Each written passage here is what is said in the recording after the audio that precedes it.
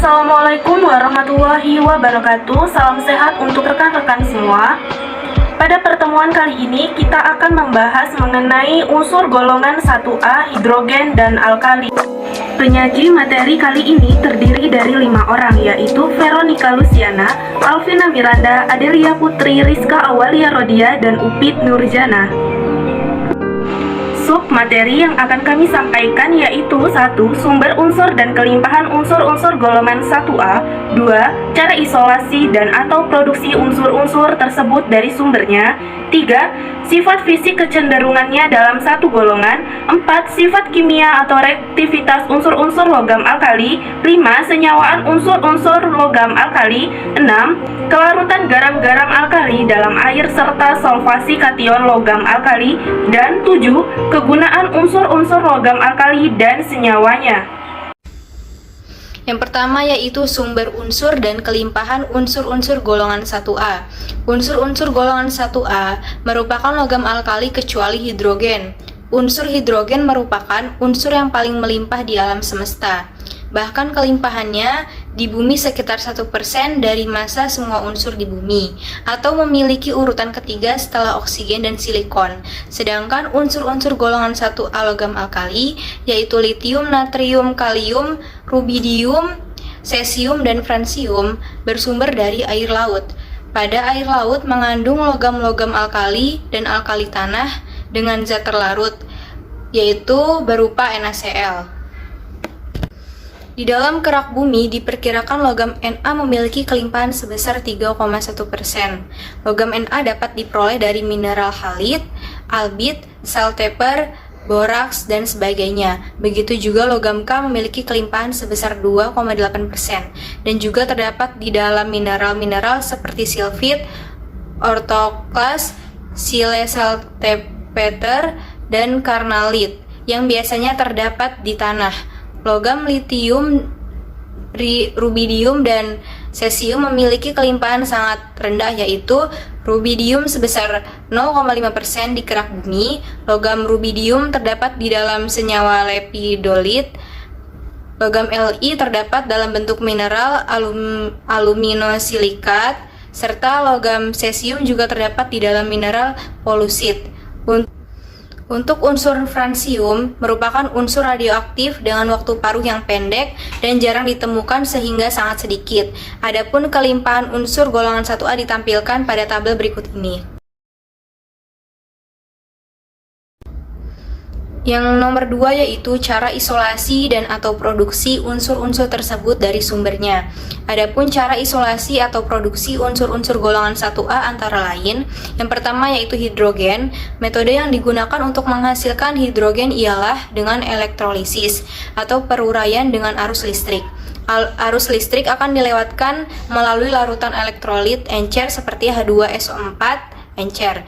Maka ion H+ yang dihasilkan oleh peruraian H2SO4 akan ditarik ke elektroda negatif dan menangkap elektron untuk membentuk atom H. Lalu masing-masing atom H bergabung membentuk H2 gas yang keluar dari larutan.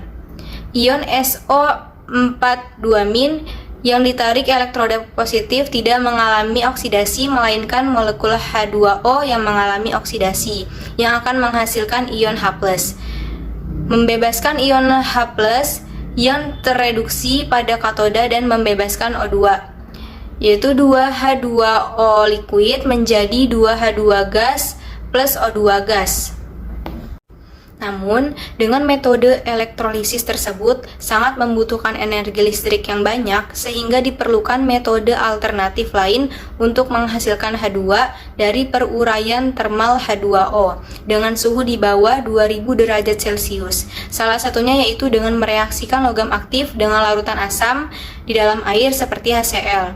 Zn solid plus 2H plus solid menjadi Zn2 plus aqueous plus H2 gas. Tetapi hanya sedikit logam aktif yang mampu untuk memindahkan gas H2 dari larutan yang berisi ion H+.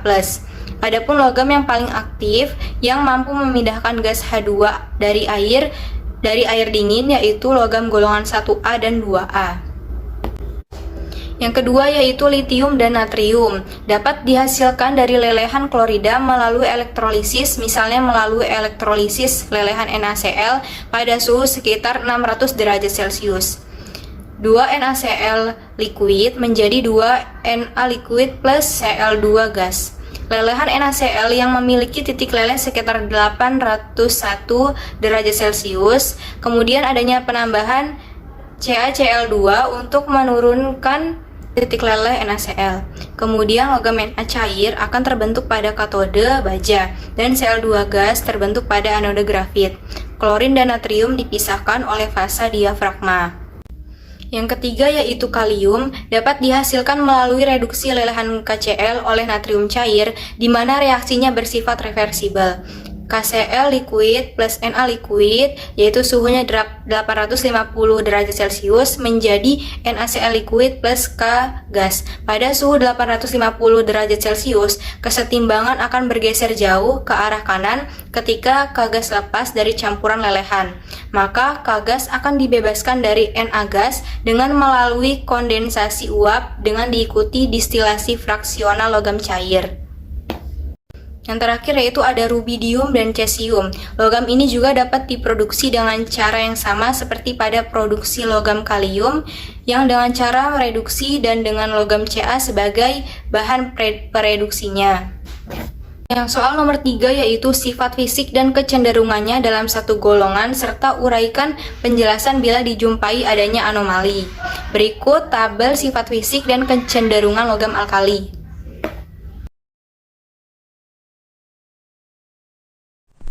Selanjutnya, berdasarkan tabel sebelumnya diperoleh informasi bahwa jari-jari atom golongan 1A cenderung bertambah seiring bertambahnya nomor atom. Kecenderungan ini dapat dijelaskan berdasarkan konfigurasi elektroniknya. Berdasarkan konfigurasi elektroniknya, elektron valensi masing-masing unsur dalam golongan 1A pada keadaan dasarnya menepati tingkat energi utama yang semakin tinggi seiring bertambahnya nomor atom. Meskipun muatan inti efektif juga bertambah seiring bertambahnya nomor atom, akan tetapi ukuran orbitalnya semakin besar dan elektron dalamnya semakin bertambah pula, sehingga semakin besar pula tolakan antar elektronnya. Hal ini menyebabkan penamengan oleh elektron-elektron dalam, akibatnya jari-jari atom unsur-unsur golongan 1A semakin besar seiring bertambahnya nomor atom. Kemudian jari-jari ion dalam satu golongan cenderung bertambah seiring dengan bertambahnya nomor atom.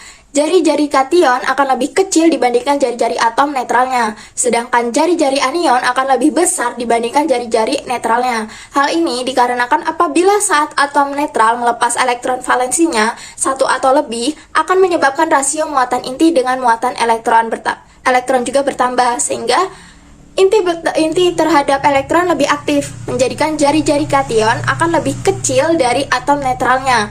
Kebalikannya, saat atom netral menarik elektron satu atau lebih, maka rasio muatan inti dengan muatan elektron akan berkurang, sehingga tarikan inti terhadap elektron menjadi kurang efektif, menjadikan jari-jari anion lebih besar dibandingkan atom netralnya. Selanjutnya, titik leleh. Titik leleh unsur-unsur logam alkali cenderung menurun seiring dengan bertambahnya nomor atom. Kemudian ada titik didih. Titik didih juga sama seperti titik leleh. Titik didih unsur-unsur logam alkali cenderung menurun juga seiring dengan bertambahnya nomor atom. Kemudian energi ionisasi. Energi ionisasi unsur-unsur logam alkali cenderung berkurang seiring dengan bertambahnya nomor atom. Hal ini dikarenakan muatan inti efektif dan jari-jari atom bertambah seiring dengan bertambahnya nomor atom. Bertambahnya muatan inti efektif dan pengaruhnya ke elektron valensi cenderung konstan atau meningkat sangat sedikit seiring dengan bertambahnya nomor atom. Hal ini karena bertambahnya muatan inti diiringi dengan bertambahnya konstanta perisai. Bertambahnya jari-jari atom membuat tarikan-tarikan ini terhadap elektron valensi semakin tidak efektif, mengakibatkan energi yang diperlukan untuk melepas satu elektron valensi yang terikat paling lemah dari suatu unsur tidak terlalu besar. Kemudian selanjutnya ada keelektronegatifan. Elektronegatifan merupakan kemampuan relatif suatu atom untuk menarik pasangan elektron ke arah dirinya dalam suatu ikatan kimia. Pada golongan alkali, keelektronegatifan cenderung berkurang seiring dengan bertambahnya nomor atom. Kemudian ada afinitas elektron, yaitu kecenderungan afinitas elektron pada logam alkali, yaitu dari atas ke bawah semakin kecil. Hal ini dikarenakan jari-jari atom yang semakin besar dari atas ke bawah. Semakin besar jari-jari atom, maka elektron valensi mengalami pengaruh muatan inti yang kecil sehingga afinitas elektronnya juga kecil. Kemudian ada densitas. Densitas yaitu logam alkali tergolong sangat rendah, yaitu sekitar 0,52 sampai 1887 gram kali cm pangkat min 1 dibandingkan dengan densitas logam pada umumnya, yaitu sekitar 5 sampai 15 gram kali cm pangkat min 1. Kemudian ada potensial elektroda. Harga potensial elektroda untuk logam alkali sangat kecil. Hal ini menjadikan logam alkali sebagai reduktor kuat karena harga energi ionisasi golongan alkali rendah. Semakin kecil energi ionisasi logam alkali mengakibatkan logam tersebut semakin reaktif. Kemudian ada daya hantar listrik. Pada logam golongan 1A mampu memiliki daya hantar listrik karena adanya ikatan logamnya. Logam alkali memiliki nilai daya hantar listrik yang cenderung berkurang dari unsur litium sampai cesium, kecuali pada logam litium dan Na. Daya hantar listriknya bertambah seperti yang ditunjukkan pada data fisik logam alkali yang tabel sebelumnya. Selanjutnya, kekerasan. Jadi berdasarkan tabel yang telah kami tampilkan tadi, logam-logam alkali ini memiliki nilai kekerasan yang rendah. Artinya, logam-logam alkali bersifat lunak, cenderung semakin lunak seiring bertambahnya nomor atom. Dan ikatan metalik logam alkali dari atas ke bawah semakin lemah. Selanjutnya, yang L itu ada warna nyala. Jadi setiap logam alkali menghasilkan warna nyala apabila senyawa tersebut dibakar dalam nyala api. Warna yang terlihat dari masing-masing logam berdasarkan tabel adalah merah tua untuk litium, kuning untuk natrium, violet atau lilac untuk kalium, merah lembayung untuk rubidium, dan biru untuk cesium. Selanjutnya yang keempat yaitu sifat kimia atau reaktivitas unsur-unsur logam alkali terhadap A oksigen. Dalam udara, pada tekanan 1 atmosfer, logam-logam alkali ini akan terbakar. Logam litium bereaksi dengan oksigen membentuk litium oksida atau Li2O dan sedikit perioksida atau Li2O2. Logam natrium bereaksi dengan oksigen membentuk natrium perioksida atau Na2O2, sedangkan untuk kalium, rubidium, dan cesium membentuk superoksida atau Ko2, RbO2, dan CsO2. Nah, reaksinya adalah sebagai berikut. Yang pertama itu ada 4 Li plus O2 menjadi 2 Li2O, 2 Na plus O2 menjadi Na2O2, dan K plus O2 menjadi KO2. Selanjutnya, yang B adalah reaktivitas logam alkali terhadap nitrogen. Jadi, satu-satunya logam alkali yang dapat bereaksi dengan nitrogen adalah litium, membentuk Li3N. Terjadi karena ukuran kedua senyawa yang tidak berbeda jauh dan struktur yang dihasilkan pun sangat kompak dengan energi kisi yang besar. Logam litium atau Li bereaksi dengan N2 yang relatif inert, lambat pada suhu 25 derajat Celcius, tetapi cepat pada suhu 400 derajat Celcius, membentuk litium nitrat atau Li3N yang merupakan suatu kristal berwarna merah ubi. Selanjutnya terhadap hidrogen, dengan pemanasan, logam alkali dapat bereaksi dengan hidrogen membentuk senyawa hidrida. Contohnya litium hidrida yang merupakan senyawa kristalin tak berwarna. Reaktivitas hidrida golongan 1A meningkat dengan bertambahnya nomor atom dan ukuran ion logam. Reaksinya adalah 2 Li solid bereaksi dengan hidrogen gas membentuk 2 LiH solid. Selanjutnya terhadap halogen, unsur-unsur halogen merupakan unsur oksidator, sedangkan logam alkali merupakan reduktor kuat. Oleh sebab itu, reaksi yang terjadi antara logam alkali dengan halogen merupakan reaksi yang kuat. Produk yang diperoleh dari reaksi ini berupa garam halida. Reaksinya adalah sebagai berikut. Yang pertama, 2 Li solid bereaksi dengan Cl2 gas membentuk 2 LiCl. Kemudian, 2 Na solid bereaksi dengan Cl2 gas membentuk 2 NaCl solid. Dan 2 K solid bereaksi dengan Cl2 gas membentuk 2 KCl solid. Selanjutnya, sifat kimia atau reaktivitas unsur-unsur logam alkali terhadap air. Reaksi unsur alkali dengan air menghasilkan basa dan gas hidrogen. Sepotong logam litium bila ditambahkan ke dalam air akan bergerak di sekitar permukaan air disertai pelepasan gas hidrogen dan nyala api dari kalor reaksi. Persamaan reaksi yang terjadi adalah sebagai berikut. 2 Li plus 2 H2O menjadi 2 LiOH plus H2. Selanjutnya, Dengan air, natrium bereaksi hebat. Gumpalan besar natrium juga bereaksi dengan ledakan. Persamaan reaksinya adalah 2Na plus 2H2O menjadi 2NaOH plus H2. Kemudian, kalium lebih reaktif daripada natrium. Pada reaksi logam kalium dengan air, kalium melebur dan membentuk larutan KOH. Kalium bereaksi dengan sangat dahsyat disertai ledakan dan nyala berwarna ungu dari spektrum pancaran uap kalium yang terbakar. Persamaan reaksinya adalah 2K bereaksi dengan 2H2O menjadi 2KOH dan H2. Selanjutnya, rubidium memiliki berat jenis yang lebih berat daripada air, yaitu sebesar 1532 gram per cm kubik, sehingga akan tenggelam dalam air. Logam ini bereaksi hebat dengan air secara spontan. Rubidium dan cesium bereaksi dengan menimbulkan ledakan. Selanjutnya, yang terakhir, sifat kimia atau reaktivitas unsur-unsur logam alkali terhadap asam atau basa. Reaksi logam alkali dengan asam encer akan menimbulkan gas hidrogen. Reaksi logam litium dengan asam klorida akan menghasilkan litium klorida dan gas hidrogen. Reaksinya adalah 2Li plus 2HCl menjadi 2LiCl plus H2. Kemudian, reaksi logam natrium dengan asam nitrat akan menghasilkan natrium nitrat dan gas hidrogen. Reaksinya adalah 2Na plus 2HNO3 menjadi 2NaNO3 plus H2. Kemudian, reaksi logam alkali dengan asam sulfat akan menimbulkan gas hidrogen disertai dengan ledakan. Reaksinya adalah 2K plus H2SO4 menjadi K2SO4 plus H2. Nah, logam-logam alkali ini dapat bereaksi dengan amoniak bila dipanaskan dan akan terbakar dalam aliran hidrogen klorida. Reaksinya adalah 2Li plus 2NH3 menjadi 2LiNH2 plus H2 dan 2Na plus 2NH3 menjadi 2NaNH2 plus H2. 5. Ada senyawaan unsur logam alkali. A. Hidrida. Hidrida logam alkali atau termasuk dalam kelompok hidrida garam dianggap mengandung kation logam dan ion hidrida H positif. Hidrida logam alkali dari LiH sampai CSH semuanya memiliki struktur NaCl, di mana setiap kation dikelilingi 6 anion terdekat yang mempunyai sudut-sudut oktahedral. Reaktivitas hidrida golongan 1A meningkat dengan meningkatnya nomor atom dan ukuran ion logamnya. Dari hidrida garam, LiH, NaH, dan KH adalah yang paling umum digunakan. Litium hidrida bermanfaat sebagai zat pengering untuk pelarut-pelarut organik, dan litium aluminium hidrida atau LiAlH4 yang merupakan padatan kristalin tak berwarna terdekomposisi pada 125 derajat Celcius dan banyak dimanfaatkan sebagai zat pereduksi yang baik pada sintesis senyawa organik.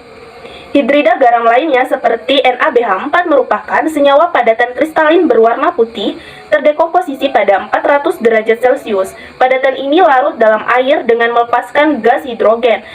Penggunaannya diantaranya sebagai bahan pereduksi untuk senyawa anorganik dan untuk mempreparasi kompleks hidrida. B. Halida. Logam alkali akan bereaksi dengan halida. Semua logam alkali bereaksi hebat, kadang-kadang disertai ledakan dengan halogen untuk menghasilkan halida ionik. Unsur-unsur halogen merupakan suatu oksidator, sedangkan logam alkali merupakan reduktor kuat. Senyawaan logam alkali halida yang penting adalah NaCl dan KCl. Natrium klorida atau NaCl merupakan padatan tak berwarna yang memiliki struktur garam dapur. Pada fase gas, senyawa ini adalah molekul 2 atom. Dapat larut dalam gliserol maupun air dan sukar larut dalam etanol. Kristal tunggal berukuran besar NaCl digunakan sebagai prisma untuk spektrometer inframerah.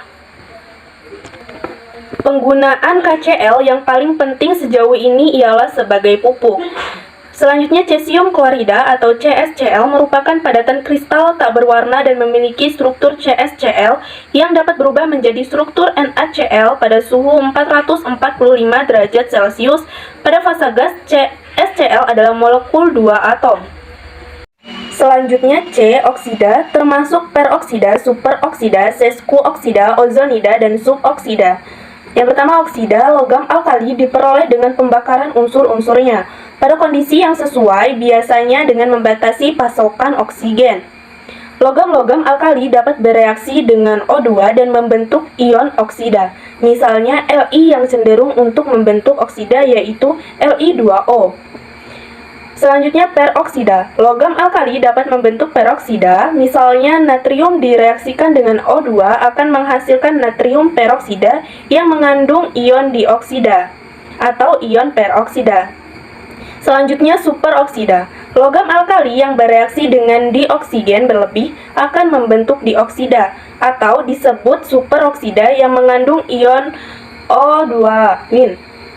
Logam kalium, rubidium, dan cesium dapat membentuk superoksida. Selanjutnya ozonida. Logam alkali dapat membentuk ozonida dengan mereaksikan bubuk hidroksida anhidratnya dengan ozon pada suhu rendah. Bentuk senyawaannya contohnya CSO3. Selain itu, logam alkali juga dapat membentuk senyawa suboksida, misalnya seperti CS7O, CS4O, CS7O3. Semua oksida logam alkali bereaksi kuat dengan air menghasilkan larutan hidroksida. Natrium perioksida menghasilkan hidrogen peroksida, sedangkan kalium superoksida menghasilkan hidrogen peroksida dan gas O2. Perioksida mengandung ion O2 2- yang cukup stabil. Natrium perioksida digunakan sebagai bahan pemutih dan oksidan ampuh. Li2O2 dan Na2O2 digunakan dalam alat pernapasan darurat di kapal selam dan pesawat ruang angkasa karena senyawa ini bereaksi dengan karbon dioksida untuk menghasilkan oksigen. Kalium superoksida digunakan dalam kapsul ruang angkasa, kapal selam, dan sejumlah perlengkapan untuk membantu pernapasan. Selanjutnya yaitu hidroksida. Alkali hidroksida merupakan padatan kristal berwarna putih, tembus cahaya, dan bersifat higroskopis. Jika dibiarkan dalam tempat terbuka, alkali hidroksida akan menyerap molekul air dari udara sehingga lama-kelamaan akan larut, kecuali LiOH karena dapat membentuk oktahidrat yang stabil. Alkali hidroksida contohnya seperti LiOH, KOH, NaOH, CSOH, FNOH. Alkali hidroksida pada umumnya beracun karena bereaksi dengan protein kulit. Kelarutan garam-garam alkali dalam air, serta solvasi kation logam alkali. Garam-garam alkali dapat larut dalam air memiliki kelarutan yang cukup besar dan bervariasi. Kelarutan garam alkali dengan jari-jari kation untuk anion yang sama memiliki hubungan yang menghasilkan kurva kontinu dengan kemiringan positif maupun negatif. Kelarutan suatu senyawa bergantung pada besarnya entalpi, yaitu entalpi fisi, entalpi hidrasi kation dan anion, dan juga perubahan entropi yang bersangkutan. Dari formula delta G sama dengan delta H min T delta S, harga delta G harus negatif agar suatu garam dapat larut dengan mudah. Data tabel menunjukkan bahwa energi Kisi relatif sama dengan entalpi hidrasi. Selain itu, terdapat hubungan yang bermakna antara kelarutan garam alkali dengan jari-jari kation untuk anion yang sama. Namun, hubungan ini dapat menghasilkan kurva kontinu dengan kemiringan slope positif maupun negatif. Sebagai contoh, kelarutan alkali fluorida naik dengan naiknya jari-jari kationnya, berarti slope positif. Tetapi kelarutan alkali iodida turun dengan naiknya jari-jari kationnya, berarti slope-nya negatif. Solvasi merupakan fenomena terbentuknya ikatan antara ion, kation maupun anion dengan pelarutnya. Jika pelarutnya air, maka fenomena tersebut dikenal sebagai hidrasi. Dalam hal ini, terdapat sejumlah molekul pelarut yang langsung terkoordinasi oleh ion pada lapisan hidrasi primer. Untuk Li+, pada lapisan hidrasi primer terdapat 4 molekul H2O yang tersusun secara tetrahedral. Yang nomor 7 yaitu kegunaan unsur-unsur logam alkali dan senyawanya. Yang A, litium. Litium digunakan sebagai paduan logam atau alloy guna membuat komponen pesawat terbang. Litium juga digunakan sebagai baterai. Yang B yaitu natrium. Natrium merupakan salah satu logam alkali yang dimanfaatkan untuk pembuatan lampu. Lampu ini dikenal dengan nama lampu natrium. Natrium klorida NaCl merupakan bahan baku pembuatan garam dapur, NaOH, dan Na2CO3. Natrium hidroksida atau soda klasik NaOH, soda cuci Na2CO3, natrium hidroksikarbonat NaHCO3, natrium nitrat NaNO3, natrium nitrit NaNO2, natrium nitrit NaNO2, natrium sulfat Na2SO4.